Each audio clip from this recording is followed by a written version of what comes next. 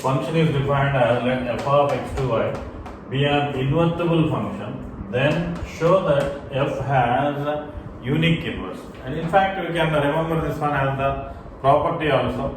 Every function will have only one inverse. That means inverse is unique. The meaning is, if you take any function, it will hold only one inverse. So to prove that one, say, we'll assume let g1 and g2 be the inverse of, that is inverses of f. We are assuming that there exist two inverse per f. Okay. So then we know that by the definition of inverse, we get f circle g1 equals to identity in terms of y, and f circle g2 is also equals to identity with reference to y. So this is the known fact. We are assuming that there exist two inverse per f, one is g1 and other one is g2. Then according to the definition of inverse, we will get f circle g1 equals to identity and f circle g2 is also identity. So from this we can write f circle g1 equals to f circle g2, because both of these two are equals to same identity and same codomain is also for both of those two. Then by the composition law we can write this one f of g1 and here we will write f of g2. That implies, so f is invertible means f is both 1, 1 and onto, and we know that if f of x1 equals to f of x2, then x1 is equals to x2. Here in the place of x1 and x2, what we have? g1 equals to g2. So here I will write the reason, since f is 1 to 1 function. So now what we got here, see g1 equals to g2 means whatever you have taken, both are same means how many inverses exist? There exists only one inverse. So therefore we can write inverse of f is unique. That's the part. Once again, see.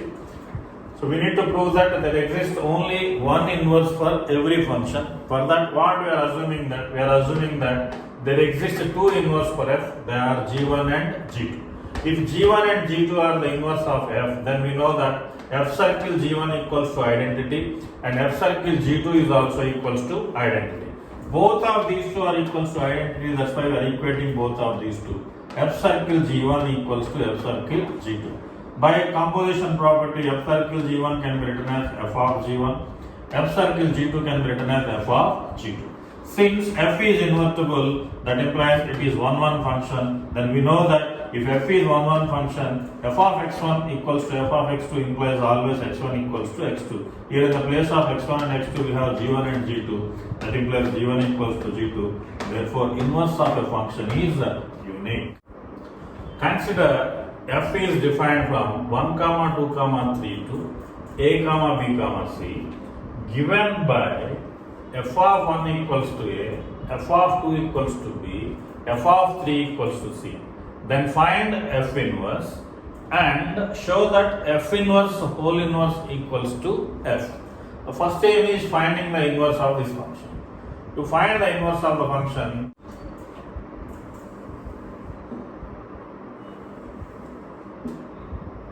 first set I am taking a and second set I am taking b, and you will write 1, 2, 3 and you will write a, b, c. What they given? F of 1 is associated to a, f of 2 is associated to b, and f of 3 is associated to c. Since they are given f of 1 is a, f of 2 is b, and f of 3 is c, and there exists a function f like this. So clearly the function is 1, 1 and onto, so then there exists f inverse. So now f inverse we can write like this type. So here we can write b, and here we can write a, and here the elements we can write a, b, c, and here the elements we can write 1, 2, 3. So here we will get like this.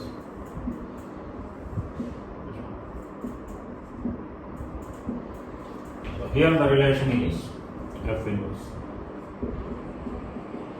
So that means you can write clearly f inverse of a is equals to 1, f inverse of b is equals to 2, and f inverse of c is equals to 3. So So that is the inverse of each and every element.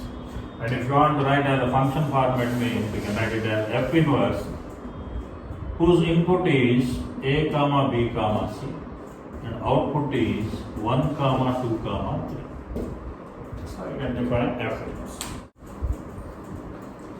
Now we'll see the second part. See, we need to show that f inverse whole inverse is always equals to f means with the help of this example. So we can define like this, right?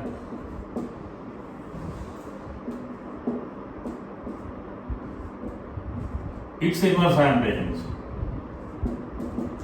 So here we will write the function like this, right? F inverse whole inverse. So then again mapping is it. You got this one. So that means f inverse whole inverse of 1 is equals to a.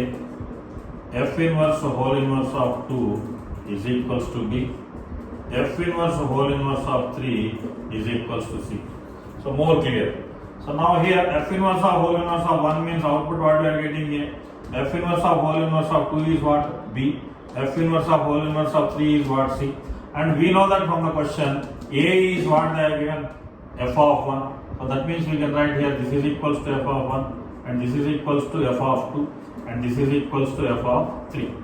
So from this we can conclude, say whenever you are applying f inverse whole inverse, then again what we are getting f only, the input is same c. So from this we can conclude, therefore f inverse whole inverse is equals to f. That means if you perform 2 times inverse for any function, we will reach to the same function. Means how can you solve this function? Okay, see now they are given. So here they are given, let f of x to y be invertible function. They are given f is invertible function.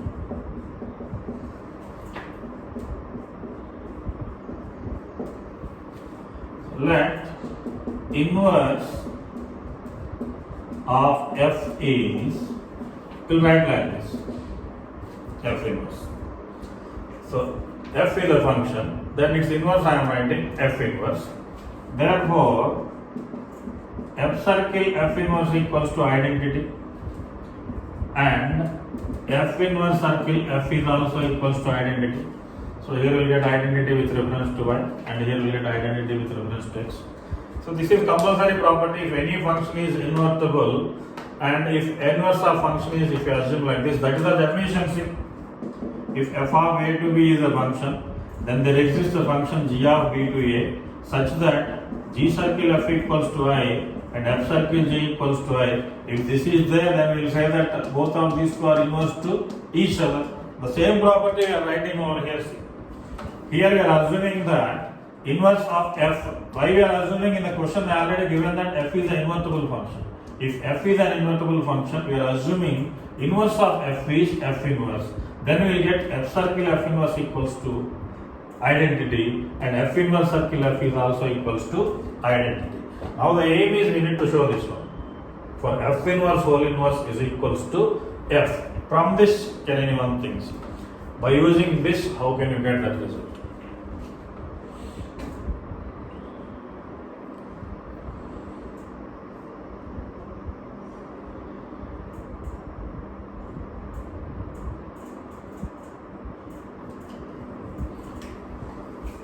From this, if you want means maybe diagram will be helpful always. F is a function defined from x to y. Or suppose here I am keeping an element x and here an element y. Then from this always we will get f of x equals to y. And its inverse also I will draw here, say one more.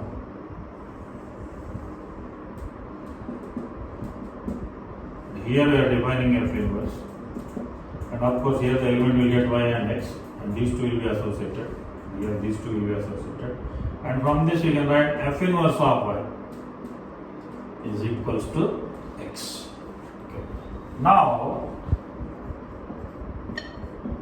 see, we'll take f circle f inverse of y and x input. F circle f inverse of y can be written as f of f inverse of y. That is equals to f inverse of y equals to what?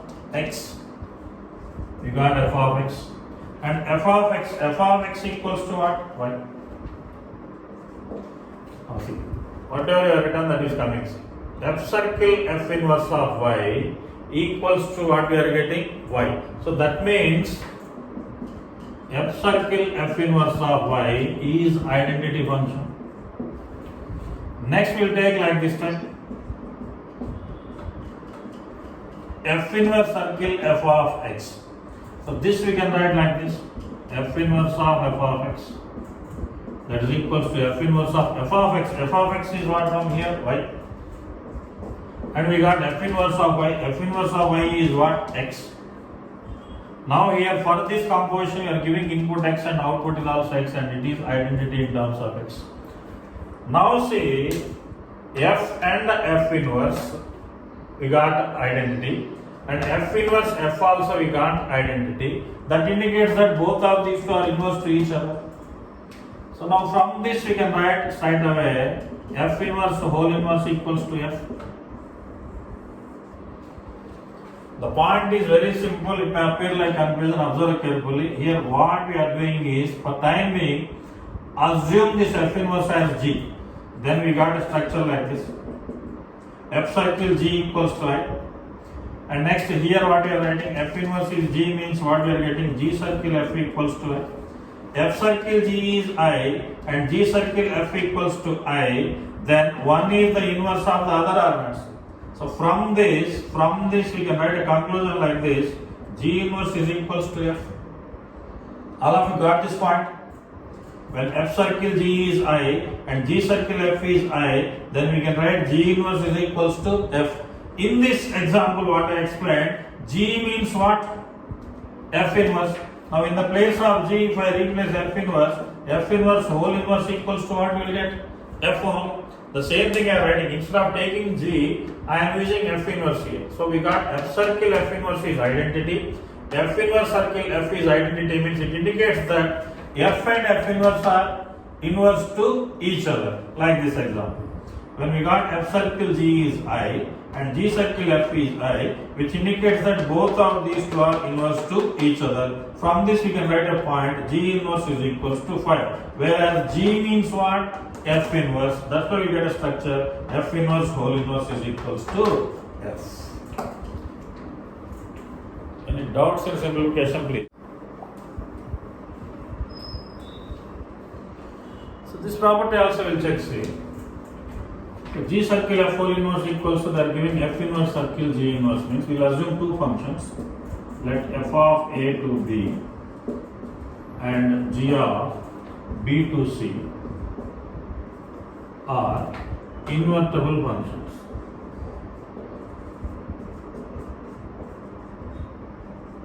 If they are not invertible functions, no meaning for RHS. That's why directly we are taking f of a to b and g of b to c are invertible functions. Okay. Then we know that a composition function will appear like this type. We have a, b, c for suppose. Here I am taking element x and here I am taking element y and it is z. Because the functions are invertible, that's why f is 1, 1 and on 2 and g is also 1, 1 and on 2. And here we know that f of x equals to y and g of y equals to z. From this we can write x is equals to f inverse of y and y is equals to g inverse of z. And we know that there exists a function from here to here, that we know that we can call it as G circle f. And we know that G circle f of the input is what we are giving x, means the output we will get here. In compositions we derived this one. G circle f of x equals to z means by the law of inverse x can be written as G circle f whole inverse of z. That means G circle f whole inverse of z is always equals to x. Now with reference to this we will try to find the other one. See. Now we will consider f inverse circle G inverse. The output I am taking z. Input sir. I am considering f inverse circle G inverse of z. Now by composition rules we can write like this: f inverse of G inverse of z that is equals to F inverse of, from here G inverse of Z is Y. So if I write G inverse of Z equals to Y, then you get F inverse of Y, and F inverse of Y is what here? X. Now for this composition, while giving input Z, we are getting X, and for this composition, while giving input Z, we are getting X.